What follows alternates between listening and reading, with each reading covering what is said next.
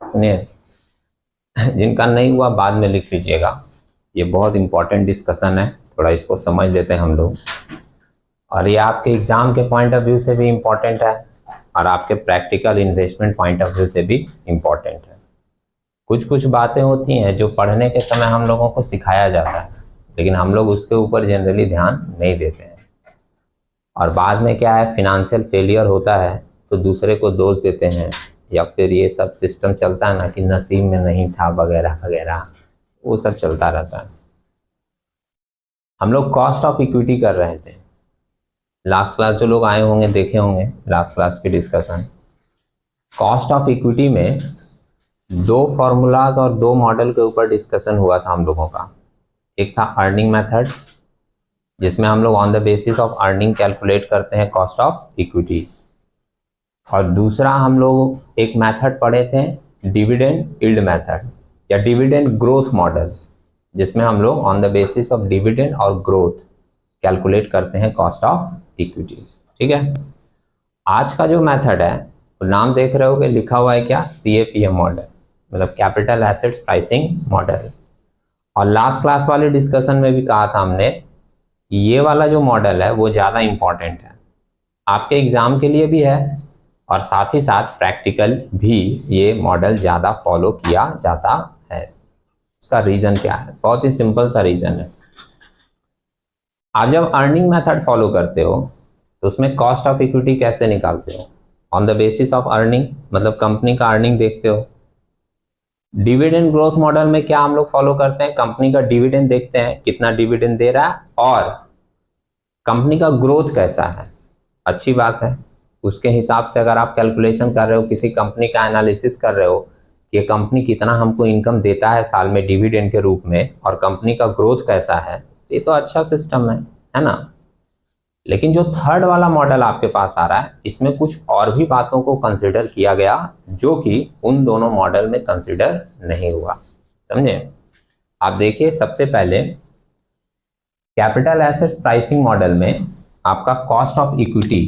अच्छा, एक बात और मैं बताऊं, जैसे कभी कभी सम्स पढ़ने के समय कॉस्ट ऑफ इक्विटी के जगह बोल देता है रिटर्न फाइंड आउट करो, तो जैसे बहुत सारा बच्चा लोग कंफ्यूज हो जाता है। एक बात समझिएगा, मैंने पहले भी कहा था, अगर आप लोग ध्यान नहीं दिए होगे तो, सिंपल सा थॉट, कॉस्ट के लिए हम लोग क्या जनरेट करते हैं या इसका मतलब क्या समझते हैं, लैंग्वेज अगर सम्स में बदल के देगा कभी कंफ्यूज नहीं होगे। आपने किसी कंपनी का इक्विटी खरीदा, आपने इन्वेस्ट किया, उस इन्वेस्टमेंट पे आपको रिटर्न मिलना चाहिए ना, तो आपके पॉइंट ऑफ व्यू से क्या मिलेगा, रिटर्न। लेकिन कंपनी जो जनरेट करके तुमको देगी, तो कंपनी के पॉइंट ऑफ व्यू से अगर उसको सोचो तो उसके लिए वो क्या है, कॉस्ट। समझ रहे मेरी बात? जैसे हम मान लो हम एक कंपनी है, हमारी एक कंपनी है, आपने पैसे दे दिए 1 लाख, हमने 1 लाख के ऊपर आपको रिटर्न बना के दिया 5%, तो 1 लाख का 5% तुमको कितना मिला, 5,000 रुपया। तुम क्या बोलोगे कि 5,000 का हमको रिटर्न मिला, बोलोगे। लेकिन हमारे पॉइंट ऑफ व्यू से देखो कि हमने क्या किया, आपसे पैसा लिया और आपको 5,000 रुपया दिया, इसका मतलब मेरे लिए वो क्या चीज है, कॉस्ट। समझ रहे हैं? तो दोनों में जो है ना, पॉइंट ऑफ व्यू का सिर्फ फर्क है। आप एक के पॉइंट ऑफ व्यू से देख रहे हो इन्वेस्टर के, वो रिटर्न हो रहा है, लेकिन आप उसको कंपनी के पॉइंट ऑफ व्यू से देखिए, वो क्या हो रहा है, कॉस्ट। ये सिंपल सा थॉट दिमाग में रखोगे, अगर बहुत डीपली आप नहीं जा रहे हो तो, और इस सिंपल से थॉट के ऊपर ही आप सम्स को पढ़ोगे, कंफ्यूज नहीं होगे कि कभी कॉस्ट बोल दे रहा है निकालने, कभी रिटर्न बोल दे रहा है। समझ रहे हैं? अगर आपका एक लाइन का मैटर क्लियर है तो फिर आपको सम्स पढ़ के ये फाइंड आउट करने में कंफ्यूजन नहीं होगा कि वो एक्चुअली निकालने के लिए क्या बोल रहा है। ठीक है, अब देखिए CAPM मॉडल में, जिसको हम लोग कैपिटल एसेट्स प्राइसिंग मॉडल बोलते हैं, किन किन बातों को कंसिडर किया और ये क्यों इंपॉर्टेंट है। इसमें कॉस्ट ऑफ इक्विटी, इसको KE हम लोग बोलते हैं, निकालने के लिए यूज किया क्या है, RF इंडिकेट कर रहा है हमारा risk free rate of return. उसके बाद क्या यूज किया, RM इंडिकेट करता है rate of return on market portfolio. और उसके बाद क्या यूज किया है, B इंडिकेट करता है कोएफिशिएंट ऑफ बीटा फैक्टर। अब आप एक बात सोचो, आप एक कंपनी में इन्वेस्ट कर रहे हो, आप रिस्क ले रहे हो, अगर आप उस कंपनी के इक्विटी में इन्वेस्ट कर रहे हो तो आप एक बहुत बड़ा रिस्क ले रहे हो। इक्विटी सबसे ज़्यादा रिस्की इन्वेस्टमेंट होता है, जानते हैं, है ना। अगर मान लो हमको उतना ही रिटर्न एक ऐसे जगह पर मिल जाए जहां पे कोई रिस्क ही नहीं है, तो वहां जाना ज़्यादा बेटर होगा या नहीं? सिंपल सा क्वेश्चन है, आप बता सकते हो। इक्विटी में हम लोग इन्वेस्ट कर रहे हैं जो सबसे ज़्यादा रिस्की इन्वेस्टमेंट है, तो अगर हमको कोई ऐसा ऑप्शन मिल जाए जहां पर रिस्क बिल्कुल है ही नहीं है और हमको उतना ही रिटर्न मिल रहा है, तो हम वहां जाना पसंद करेंगे या नहीं? बिल्कुल पसंद करेंगे। बिना रिस्क का अगर हमको उतना ही रिटर्न मिल जाए तो हम लोग वहां पे इन्वेस्टमेंट करना पसंद करेंगे। जैसे तुम इक्विटी में इन्वेस्ट कर रहे हो और तुमको 5% का रिटर्न मिले साल में, ठीक है, और रिस्की भी है, कंपनी डाउन भी हो सकता है, शेयर्स पैसा डूब भी सकता है, बहुत रिस्की है। और वही तुमको बोला जाए कि 1 लाख रुपया तुम इक्विटी में मत इन्वेस्ट करो, तुम 1 लाख रुपया फिक्स डिपॉजिट कर दो, तुम्हारे पास कोई रिस्क ही नहीं है, विदाउट रिस्क तुमको एक साल में 5% का रिटर्न 5,000 रुपया मिल जाएगा। समझ रहे मेरी बात? तो अगर मान लीजिए हमको बिना रिस्क का ही उतना रिटर्न मिलेगा तो हम रिस्क वाले एरिया में क्यों जाएंगे? हम अगर रिस्क वाले एरिया में जा रहे हैं तो हम एक्सपेक्ट करेंगे कि हमको हायर रिटर्न मिले, तभी तो जा रहे हैं। अगर हमको साल में 5% ही कमाना है तो हम इक्विटी में क्यों इन्वेस्ट करेंगे? हम फिक्स डिपॉजिट में कर देंगे, आराम से बैठ के बर्थडे का केक सेलिब्रेट करेंगे, बच्चों के साथ खाएंगे पिएंगे, ऐश मनाएंगे। समझ रहे हैं मेरी बात? गर्लफ्रेंड के साथ पार्टी करेंगे, क्यों इतना टेंशन लेने का है? लेकिन हम अगर इक्विटी में इन्वेस्ट कर रहे हैं तो इक्विटी में इन्वेस्ट कर क्यों रहे हैं? हमको 5% रिटर्न नहीं चाहिए, हमको रिटर्न कितना चाहिए? 50%, 100%, 200%। समझ रहे हैं मेरी बात? तो सबसे पहला जो इंपॉर्टेंट पॉइंट है इस एरिया का, इसने क्या किया कि आपके इन्वेस्टमेंट के साथ वो risk free rate of return को भी कंसिडर किया। Risk free rate of return को इसलिए कंसिडर किया क्योंकि अगर हमको risk free rate of return जितना ही यहाँ पे रिटर्न मिल रहा है इक्विटी में, तो फिर हम यहाँ पे इन्वेस्ट क्यों करेंगे? हम रिस्क क्यों लेंगे अगर हमको उतना ही रिटर्न मिल रहा है जितना हमको रिस्क फ्री वाले जगह पे मिल रहा है? तो ठीक है। दूसरा पॉइंट इसने क्या कंसिडर किया? Rate of return on market portfolio.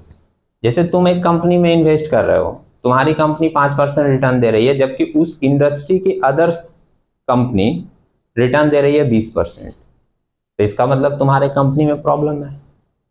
समझ रहे हैं? सेम इंडस्ट्री का एरिया अगर 20% रिटर्न दे रहा है और तुम्हारी कंपनी का रिटर्न कितना है? 5%, तो हम लोग समझ सकते हैं कि इसका मतलब इंडस्ट्री में प्रॉब्लम नहीं है, प्रॉब्लम सिर्फ मेरे कंपनी के साथ में है, तो यहां पर रहना ज्यादा सही नहीं। दूसरा पॉइंट इसने कंसिडर किया क्या? Rate of return on market portfolio. और तीसरा पॉइंट जो कंसिडर किया इसने, वो कंसिडर किया coefficient of beta factor. Beta factor क्या होता है? बीटा फैक्टर इंडिकेट करता है कि किसी भी कंपनी का वॉलेटिलिटी कितना है। वॉलेटिलिटी इंडिकेट करता है कि उसका मूवमेंट कितना होगा। आपको अगर मेरी बात नहीं समझ में आ रही है, ये बड़ा बात कर रहे हैं इसीलिए, तो आप एक बार यहाँ पर देखिएगा, आपको यहाँ लिख के दिखाते हैं। अभी जो 2020 वाला टाइम गया था ना, कोविड वाला, लॉकडाउन वाला, उसमें तो सब लोग शेयर मार्केट में टूट पड़े थे ना, और ऊपर से स्कैम 1992 भी आ गया था, तो सबको लगा बस हम लोग शेयर मार्केट में डीमेट अकाउंट खुलाएंगे और हम लोग पास करोड़ों रुपया आ जाएगा। और धड़ाधड़ पैसा, मैंने उसमें एक डायलॉग भी मार दिया था कि एक कुआं है, यहाँ से बहुत पैसा निकलता है, तो सब लोग बस कुआं में डुबकी लगाना शुरू कर दिए। ये तो सोचे ही नहीं कि हमको पहले कुआं में उतरना सीखना पड़ेगा, अगर कुआं गहरा है तो तैरना भी सीखना पड़ेगा, उसके बाद ना उतरेंगे तब ना निकालेंगे पैसा। ये तो सुना ही नहीं, सिर्फ डायलॉग सुना कि शेयर मार्केट एक गहरा कुआं है जो पूरे देश के पैसे का प्यास बुझा सकता है, बस इतना ही सुना। इसके पीछे का लाइन ना वो बोला और ना हम लोग समझने का कोशिश किए, बस सुने कि गहरा कुआं है, इसमें बहुत पैसा है, हम लोग को उतर जाना है और जो जो उतरेगा सबको मिलेगा। लेकिन ये कोई सोचा ही नहीं कि भैया उतरने के लिए पहले उस कुएं में सीखना पड़ेगा कि कैसे उतरा जाए। कुआं गहरा है तो सीखना पड़ेगा कि तैरे कैसे यहाँ पर, तब तो जो तैरना नहीं जानता था वो भी उतर गया, तो क्या होगा? डूबेगा ही। समझ रहे? तो उस समय एकदम धड़ाधड़ खाता खोलने लगा। 1 करोड़ डीमेट अकाउंट से सीधा एक साल में 4 करोड़ डीमेट अकाउंट हो गया। समझ रहे हो? एक साल में 4 करोड़ डीमेट अकाउंट हो गए। पैसे जाते रहे, अब फंसे, बहुत लोग फंसे। कहानी सब लोग सुनाने लगा विप्रो कंपनी का। एक आदमी विप्रो कंपनी में पैसा लगाया था 10,000, उसके पास आज 1200 करोड़ रुपया है। अब 2-4 आदमी ये बात सुना, वो बोला ओ बाबा हम भी लगा दे रहे हैं, मेरे पास भी एक दिन 1200 करोड़ होगा, मेरे बच्चे खाएंगे। समझ रहा है, लगाते जा रहा है बिना सोचे, और लगा दिया वो। उस समय विप्रो चल रहा था 750 रुपए पे, दुनिया भर का शेयर खरीद लिया। अभी विप्रो आ गया 350 पे, अब बैठ के रो रहा है। देखो इसके मुंह से तुरंत आवाज निकला कि अभी चल रहा है 350 पे, ये भी फंसा हुआ व्यक्ति है। तो पहले फाइनेंस सीखा नहीं, तो समझा नहीं, अब बस सुना कहानी और टूट पड़ा। अभी आप सोच के देखो कि 750 के भाव में कोई आदमी अगर 100 शेयर खरीद लिया होगा, बहुत आम बात कर रहे हैं, 100 तो बहुत नॉर्मल है। देखो ये नॉर्मल बोल रहा है, हमने अगला 1000 खरीद के रखा है। हम लोग को पता नहीं हमारे बीच में अरबपति बैठा हुआ है। खैर देखिए,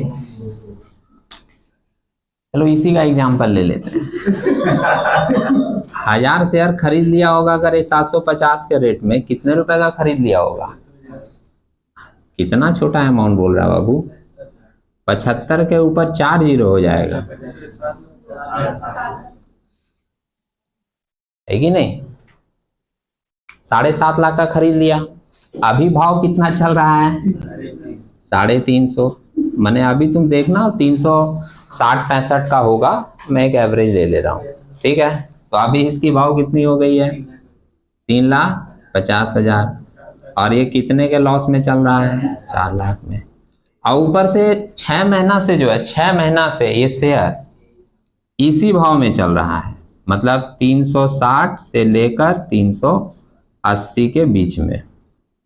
कभी 85 हो जा रहा है और कभी 50-55 हो जा रहा है, इसी भाव में चल रहा है 6 महीना से।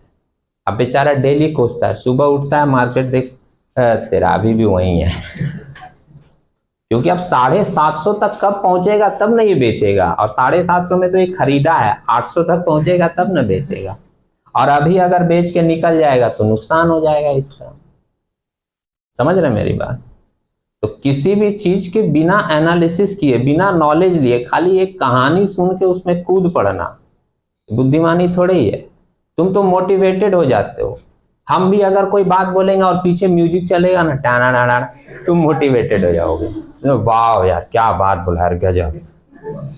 अब स्कैम 92 का म्यूजिक इतना ज्यादा वायरल हो गया कि सब लोग, बस कोई भी बोल रहा है कुछ और उसके पीछे वो म्यूजिक लगा दे रहा है। यंग जनरेशन तो पागल है उसके पीछे, बस खाली वाह यार क्या बात बोला, गजब गजब, दम है, बात में दम है। अब कोई आदमी यहाँ धीरे धीरे बोल रहा है तो क्या बोल रहा है, तो कुपोषित आदमी है। समझे? जबकि वो ज्यादा वैल्यूएबल बात बोल रहा है, लेकिन वो ध्यान में नहीं आएगा। वो ध्यान में कब आएगा? इसके जैसा ध्यान में आएगा जब इसका ये वाला सिचुएशन होगा, तब 4 लाख के नुकसान में बैठा हुआ बंदा है हम लोग के पास, तभी मेरा फीस भी रोका है क्या? दे देना मेरा, ठीक है? जैसे नहीं ऐसा नहीं है, आना कोई दिक्कत नहीं है, लेकिन अभी खैर हम लोग वापस आ जाते हैं। हम लोग बता रहे थे बीटा फैक्टर के ऊपर। बीटा फैक्टर क्या होता है? अभी जो 6 महीना से देख रहे हैं ना कि विप्रो एक ही रेंज में चल रहा है, 360 से 380 चल रहा है। अभी उसका रीजन क्या है ये देखिए। इसने एक चीज एनालिसिस नहीं की।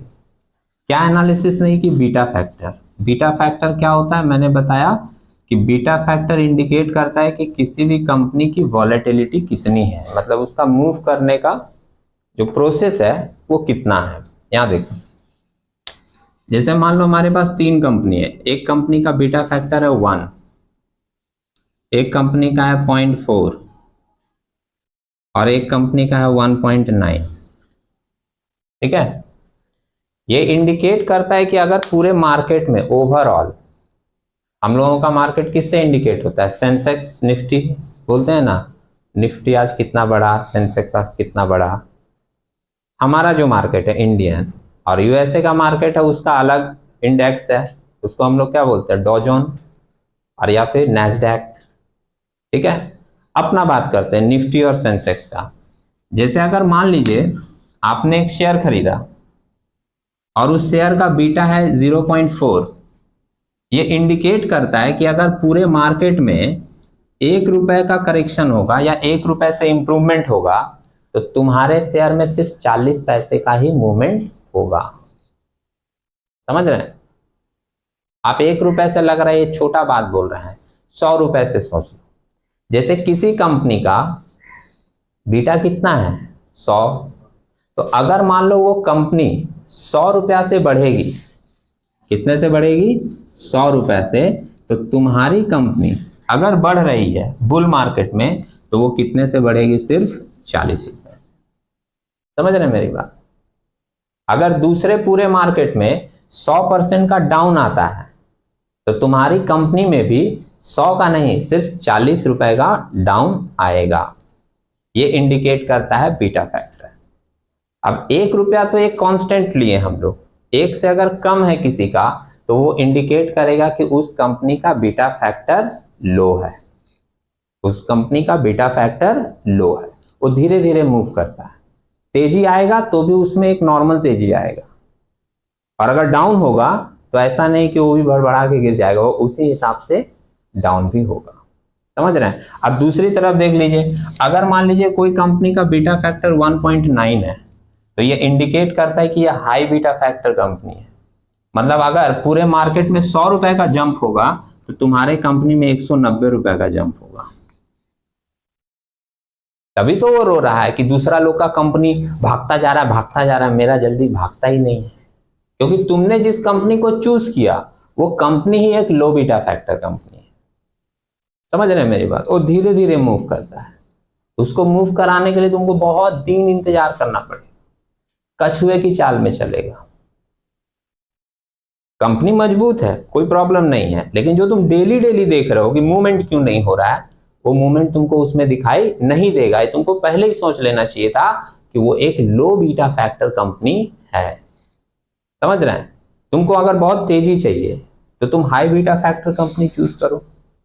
उसमें क्या होगा, मार्केट अगर 100 रुपया बढ़ेगा तुम्हारा शेयर 190 रुपया बढ़ेगा। पूरे मार्केट में अगर 1000 पॉइंट का बुल रन आएगा तो तुम्हारे कंपनी में 1900 पॉइंट का 1900 रुपए का चेंजेस आ जाएगा, और डाउन भी उसी तरीके से होगा। ये भी ध्यान में रखना कि अगर मार्केट 100 रुपया से गिर गया तो तुम्हारा शेयर 190 रुपया से गिर जाएगा धड़धड़ा, माने तुम रोक नहीं पाओगे। और जब गिरना शुरू होगा तब तो कोई रोक ही नहीं पाता है, तब तो जैसे लगता है गिरते गिरते मार्केट पाताल में चला जाएगा, ऐसा स्थिति आ जाता है। बहुत सारा आदमी स्क्रीन में ही रोकता है। ठीक है, तो बीटा फैक्टर का मतलब अभी क्लियर हुआ। अब देखिए ये मॉडल क्यों इंपॉर्टेंट है, समझ में आया क्यों इंपॉर्टेंट है? इसने बहुत सारी ऐसी चीजों को कंसिडर किया जो जरूरी है। जैसे इसने risk free rate of return को कंसिडर किया, पूरे मार्केट का एनालिसिस कंसिडर किया, और बीटा फैक्टर को भी कंसिडर किया, जो कि पहले वाले दोनों मॉडल में नहीं था। ठीक है, अब इसको ध्यान में रखकर हम लोग क्या कर रहे हैं, अपना सम्स देख रहे हैं कैसे हम लोगों का सम्स बनाया गया है। क्वेश्चन नंबर 4 है आपके मटेरियल में, एक बार निकाल लीजिए। देखिए क्वेश्चन नंबर 4 निकाले।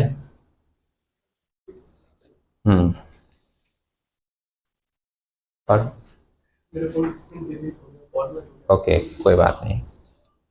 और कोई है तुम्हारे पास से सम्स? पढ़िए। As return on market portfolio is 16%, the risk-free rate of return is 6%.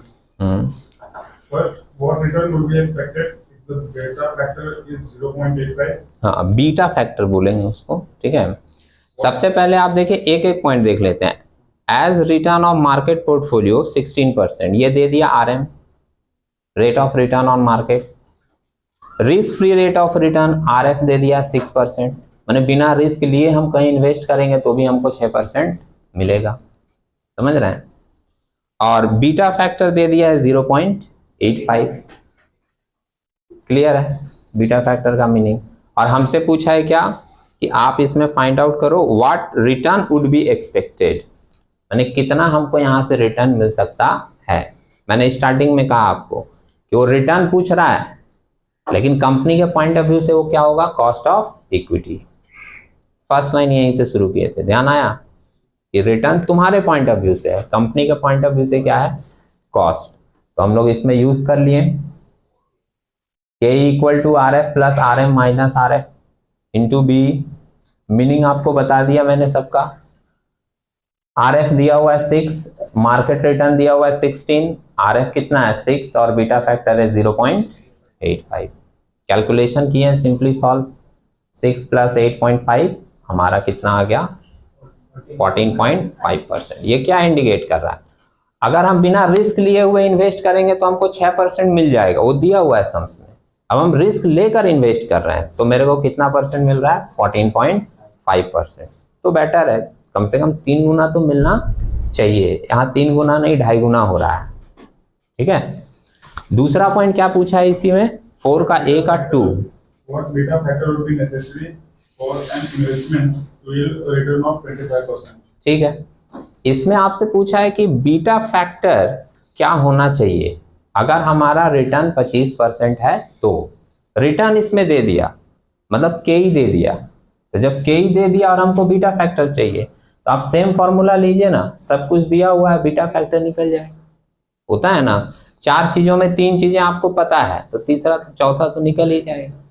तो हम लोग यहाँ ले लिए व्हेन K इक्वल टू 25% दिया हुआ है सम्स में, फॉर्मूला वही है, के के जगह 25 लिख दिए, आर एफ वही ले लिए हैं 6, R M 16, R F 6, beta factor पता नहीं है, यही अपने को निकालना है। क्लियर है, सॉल्व कर दीजिए। इस 6 को प्लस में है ना, उधर ले लिए तो माइनस हो गया, और ये 16 माइनस 6 10 बीटा फैक्टर, और इधर जो चीज मल्टीप्लाई में होता है उधर डिवीजन में चला जाता है, तो बीटा फैक्टर कितना निकल गया 1.9। ठीक है, ओके, तो ये वाला पॉइंट क्लियर है अभी। अब आगे आते हैं पॉइंट नंबर बी में। ओके,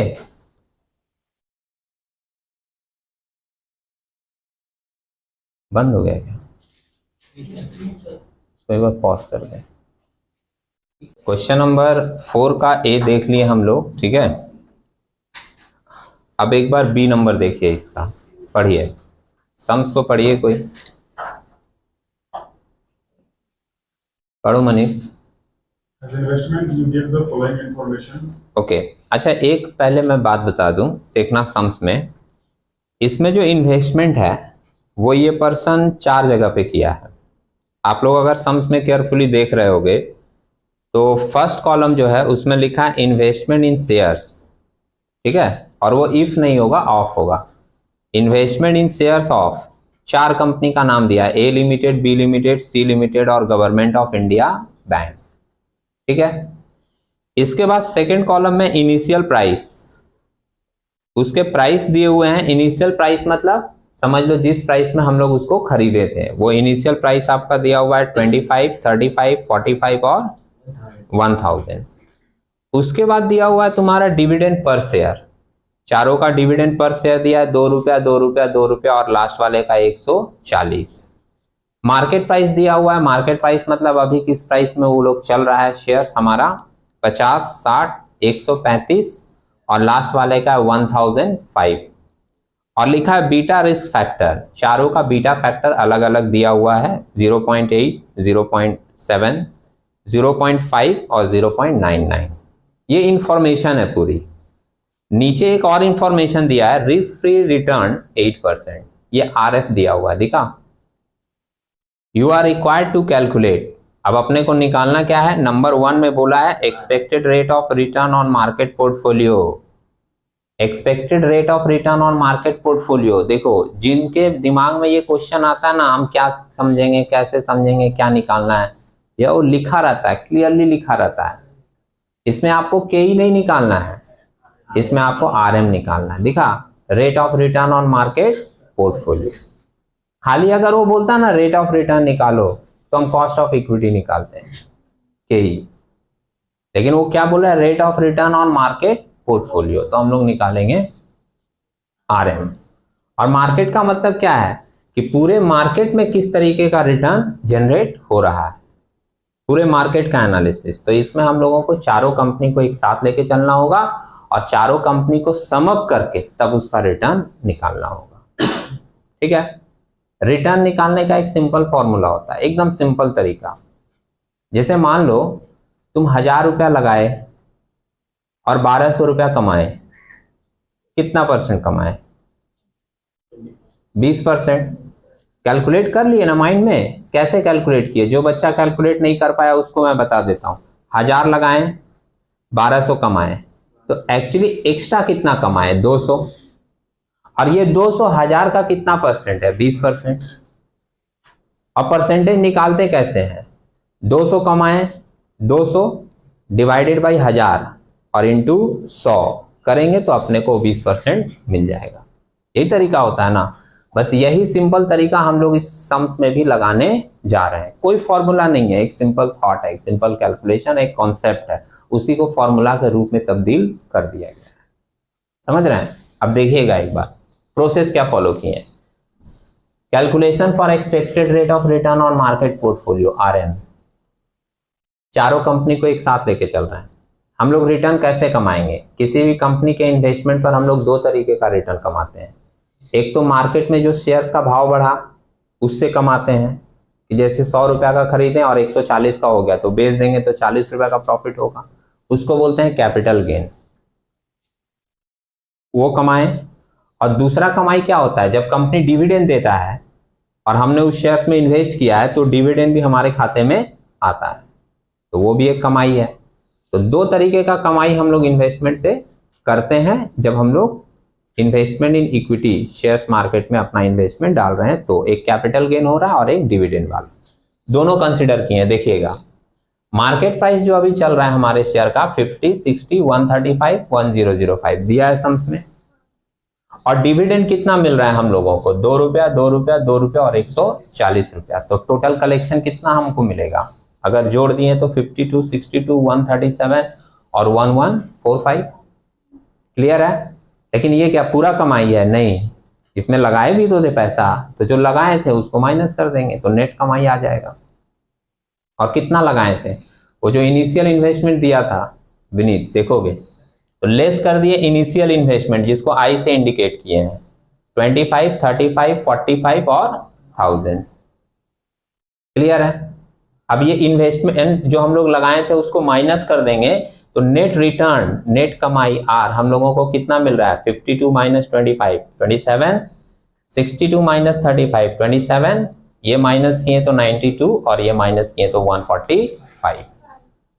हम लोग को इंडिविजुअल नहीं निकालना है, हम लोगों को पूरे मार्केट का निकालना है, इसलिए हम लोग इसको क्या कर रहे हैं? सम अप कर दे रहे हैं। तो इन्वेस्टमेंट आई को हम यहाँ पे क्या किए? सारा सम अप कर दिए, समीशन। ये दिख रहा है पिक्चर? ठीक है, समेशन करके ये कितना वैल्यू आया? 1105। ये इन्वेस्टमेंट है तुम्हारा। और नेट रिटर्न कितना तुम कमाए हो इसको भी सम अप कर दिए तो कितना आया? 291। और जो स्टार्टिंग में बोले थे 1200 में कमाई कितना था? 200। 200 डिवाइडेड बाई 1000 इंटू 100, ऐसे ही ना 20% निकाले थे शुरू में, बस उसी चीज को फॉर्मूला के रूप में लिख दिए हैं तो आपको लगेगा फॉर्मूला है। बेसिक कॉन्सेप्ट है sir. Rate of return on market portfolio, RM, summation of R मतलब जितना कमाए, divided by summation of I, इतना इन्वेस्टमेंट है, इंटू 100। 291 डिवाइडेड बाय 1105 इंटू 100 किए, वैल्यू आ गया 26.33। ये है हमारा पूरे मार्केट का रिटर्न। ठीक है, अगर मान लो तुमको इसी सम से बोल देता कि ओवरऑल भी निकालो और इंडिविजुअल भी निकालो, मतलब सबका अलग अलग, A limited, B limited, C limited और गवर्नमेंट ऑफ इंडिया बॉन्ड का अलग अलग, ठीक है, तो भी निकल जाता। दिख रहा है आपको? इसके ऊपर निकलता है ना। तो ये इंडिविजुअल है, R by I, R by I, R by I और R बाई आई। ठीक है, परसेंटेज के लिए इंटू 100 कर देते समझ। अब इसका दूसरा नंबर पॉइंट क्या पूछा है देखिएगा। फर्स्ट वाला तो बोला था expected rate of return on market portfolio, और दूसरा वाला हम लोगों का पूछा है एक्सपेक्टेड रेट, सम्स में देखिएगा नीचे, expected rate of each servility using capital assets pricing model, माने CAPM मॉडल यूज करके हर कंपनी का आपको निकालना है एक्सपेक्टेड रेट। एक्सपेक्टेड रेट खाली बोला है ना, तो कॉस्ट ऑफ इक्विटी निकलेगा, के ही निकलेगा। और सीएपीएम मॉडल यूज करने बोला है, तो सीएपीएम मॉडल यूज करके यहाँ देख लीजिए, calculation for cost of equity के using CAPM model, K equal to R F, R M minus R F with in bracket है इंटू बीटा फैक्टर। फॉर्मूला एक बार लिख दिए और चारों कंपनी का अलग अलग, ठीक है। एक का मैं बता देता हूं क्योंकि चारों में सेम कैलकुलेशन है। ए लिमिटेड का निकालें, के ही निकाल रहे हैं। आरएफ देखिए सम्स में दिया था 8%, नीचे वाले इंफॉर्मेशन में दिखा, पूरे चार्ट के बाद नीचे, प्लस आरएम दिख रहा है। अभी हम लोग rate of return on market portfolio निकाले ना, आरएम यही यूज करेंगे सभी में, ये तो मार्केट का रिटर्न है तो हर कंपनी में यही यूज होगा। आरएम यूज किया 26.33, आरएफ दिया ही था 8 और बीटा फैक्टर चारों कंपनी का अलग अलग दिया है। पहले वाले का देखो कितना दिया है, 0.80, देखा। अब इसको सॉल्व कर दिए, ये 8 हो गया, 26.33 में 8 माइनस करके 0.8 से मल्टीप्लाई कर दीजिए, आपको मिल जाएगा 14.664 और फिर इन दोनों को ऐड करके यहां लिख दिए 22.664। क्लियर है। पॉइंट में जब भी फिगर आ जाएगा तो या तो आप पॉइंट के बाद 2 फिगर ले लोगे या पॉइंट के बाद 3 फिगर ले लोगे। जनरली लोग इतना ही लेते हैं, समझ रहे हैं। आप पॉइंट के बाद 8 फिगर आया, आप पूरा ही लेके कैलकुलेशन करो तो और अच्छा है, लेकिन जनरली लोग क्या करते हैं, पॉइंट के बाद 2 फिगर या 3 फिगर लेकर कैलकुलेशन कर लेते हैं। क्लियर है। अब इसी तरीके से बी लिमिटेड का भी निकालें तो फर्स्ट वाला एरिया सेम रहेगा, खाली बीटा फैक्टर चेंज हो जाएगा। बीटा सेकंड वाले का कितना दिया है, 0.7 दिख रहा है आपको। सी लिमिटेड का देखिए बाकी सब सेम है, बीटा फैक्टर है 0.5 दिया है सम्स में। और गवर्नमेंट ऑफ इंडिया बैंक का ये दिख रहा है क्या, ये वाला एरिया, ये गवर्नमेंट ऑफ इंडिया बैंक का ये एरिया सेम है और इसका बीटा फैक्टर दिया है 0.9। ठीक है, कैलकुलेशन करके उसका के ही निकाल दें 26.146। क्लियर है।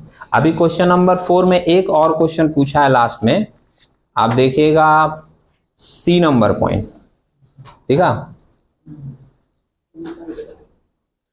और सी नंबर पॉइंट में आपसे पूछा क्या है क्वेश्चन, देखना एक बार। The cost of equity of X limited is 16%। साफ साफ लिखा है क्या है, कॉस्ट ऑफ इक्विटी के ही। The brokerage and commission is 2%। Brokerage और कमीशन को हम लोग किस नाम से जान रहे थे, फ्लोटेशन कॉस्ट, ठीक है। और लिखा है and the share holder tax rate is 30%, ठीक है।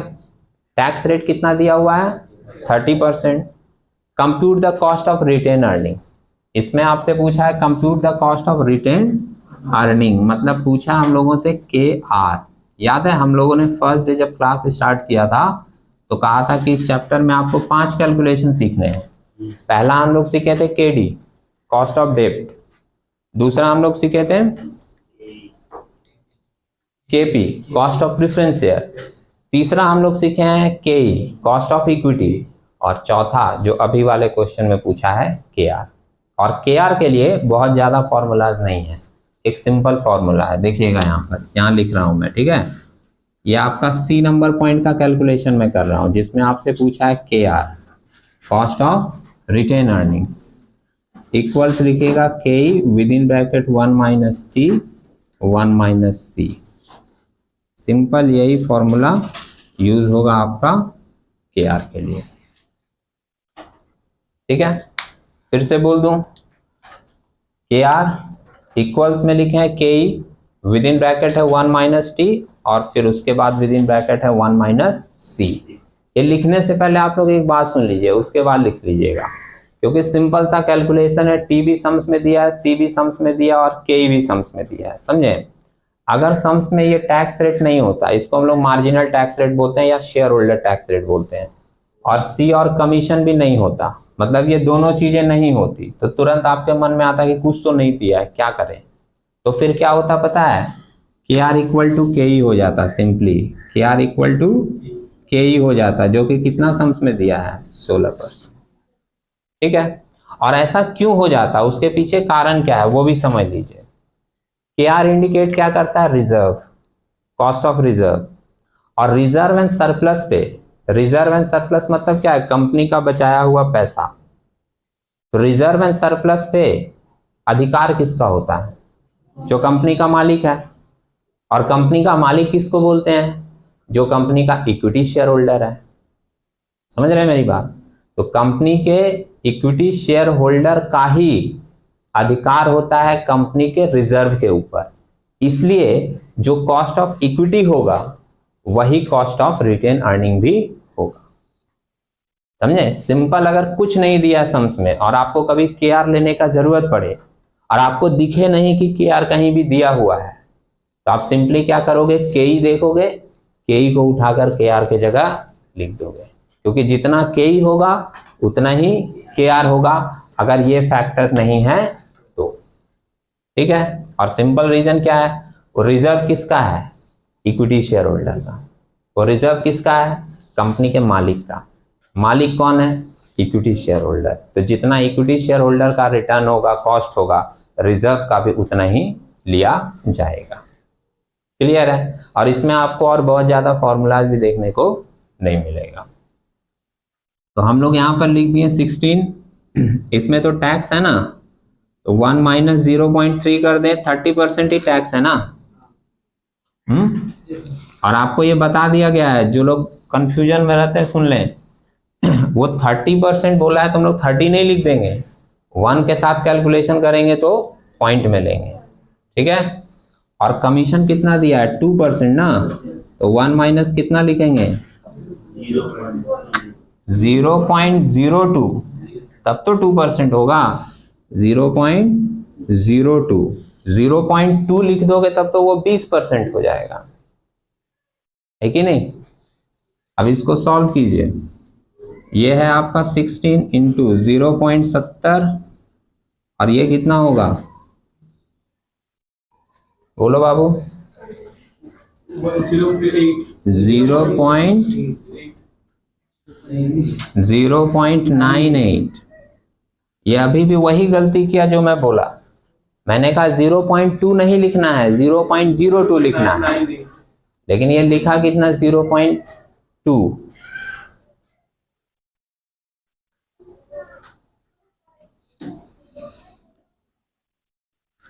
चलिए मल्टीप्लाई करके बताइए तीनों को कितना आ रहा है।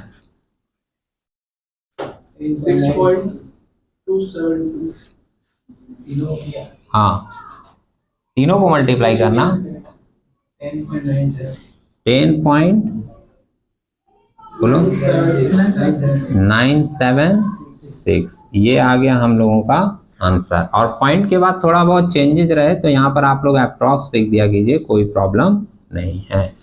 ठीक है।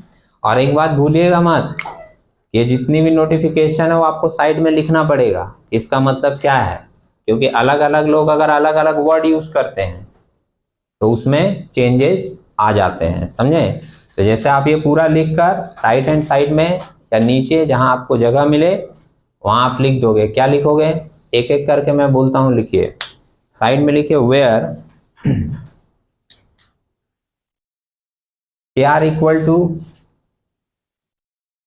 Equal to cost of retain earnings, cost of retained earnings. और इसमें क्वेश्चन मार्क दे दीजिए। ठीक है, ये निकालना है अपने को। उसके बाद नीचे लिख दीजिए K equals to cost of equity, और कॉस्ट ऑफ इक्विटी इक्वल्स देकर लिख दीजिएगा 16%, दिया हुआ है सम्स में। उसके बाद नीचे लिखेगा T extend for marginal tax rate या शेयर होल्डर टैक्स रेट। क्या वर्ड लिखोगे, मार्जिनल टैक्स रेट या share holder tax rate equals 30%, और वहीं इक्वल्स देकर 0.30 भी लिख दो, 0.30। और सी इंटेंड्स फॉर कमीशन, और कमीशन लिख दीजिएगा इक्वल्स देकर 2%। 2% का मतलब है 0.02। क्लियर है? अब आप लोग एक बार फिर से पूरा पिक्चर देख लीजिए, कहीं किसी पॉइंट में डाउट लगे किसी को तो एक बार पूछ लें, मैं फिर से उसको रिपीट कर दूंगा। ठीक है, ये मॉडल कंप्लीट है।